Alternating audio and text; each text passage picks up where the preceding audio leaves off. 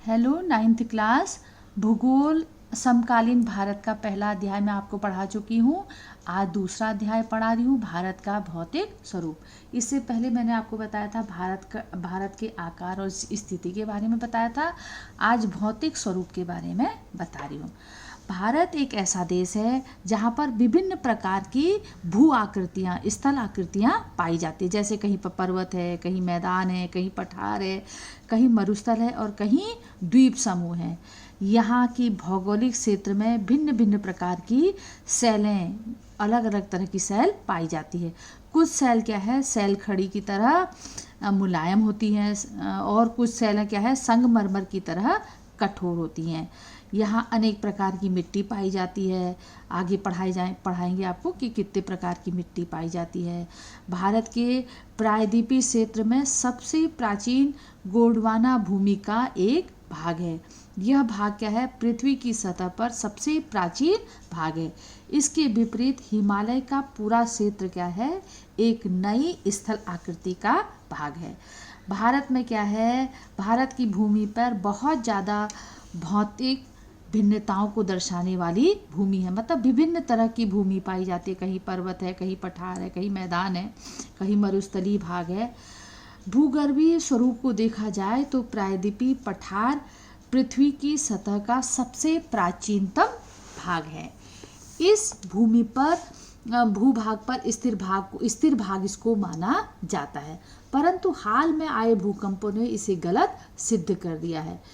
हिमालय के उत्तरी मैदान हाल में बनी हुई स्थलाकृति है। भूगर्भ वैज्ञानिकों के अनुसार हिमालय पर्वत एक अस्थिर भाग है। मतलब और हिमालय की पूरी पर्वत श्रृंखला एक युवा स्थल आकृति को दर्शाती है। इसमें ऊंचे शिखर, गहरी घाटियां और तेज बहने वाली नदियां पाई जाती हैं, जो हिमालय का पर्वतीय भाग है। और देखो प्रायद्वीपीय पठार क्या है, आग्नेय और रूपांतरित सैलों वाली कम ऊंची पहाड़ियों से व चौड़ी घाटियों से बना हुआ है। भारत के विशाल भूभाग का निर्माण विभिन्न भूगर्भीय कालों के दौरान हुआ है। भिन्न भिन्न समयों पर इसका निर्माण हुआ है, जिसके उच्चावचों को ये प्रभावित करता है।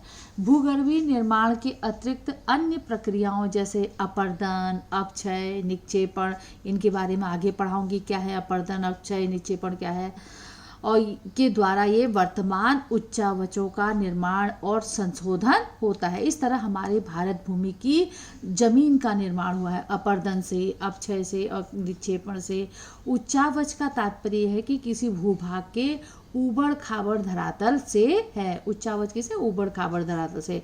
सभी प्रकार की पहाड़ी, पठारी, मैदानी तथा मरुस्थलीय क्षेत्रों को मिलाकर किसी क्षेत्र की उच्चावच का निर्माण करते हैं। उच्चावच की दृष्टि से भारत में भिन्नताएं पाई जाती हैं। इनका मूल कारण क्या है, अनेक शक्तियों के संचालन का ये परिणाम है, जो लाखों वर्ष पहले घटित हुई थी। इसकी उत्पत्ति भूवैज्ञानिक अतीत के अध्ययन से स्पष्ट की जाती है।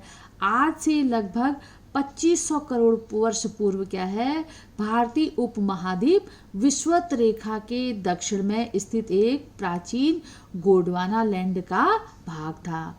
ये मैं पढ़ा चुकी हूँ, विषुवत रेखा कहाँ है, क्या है, तो वहाँ इसकी स्थिति थी। गोंडवाना लैंड का ये भाग था। अंगारा लैंड नामक एक प्राचीन भूखंड विषुवत रेखा के उत्तर में स्थित था। दोनों प्राचीन भूखंडों के बीच क्या है, टेथिस नामक एक सकरा, लंबा, उथला एक सागर था। इन भूखंडों की नदियाँ क्या है, टेथिस के अवसाद में जमा करती रही। इसमें मिट्टी, कंकड़, पत्थर सब जमा होते रहे सागर में, और कालांतर में टेथिस सागर जो है पूरी तरह से पट गया और पृथ्वी की आंतरिक हलचलों के कारण दोनों भूखंड टूट गए, जिसके कारण गोंडवाना लैंड से भारत का प्रायद्वीप अलग हो गया और भूखंड के टूटे हुए विस्थापित भागों से क्या है होने लगे। आंतरिक हलचलों से टेथिस जो सागर था वो अवसादों की परतों के बिछाव उसमें हुआ और धरातल के उसमें मोड़ उत्पन्न हो गए। इस प्रकार क्या है, पृथ्वी की आंतरिक हलचलों के कारण जो जहाँ पर सागर था वहाँ पर क्या है, हिमालय पर्वत का निर्माण हुआ, हिमालय पर्वत की रचना हुई। इसी के कारण हिमालय को एक वलित पर्वत कहा जाता है।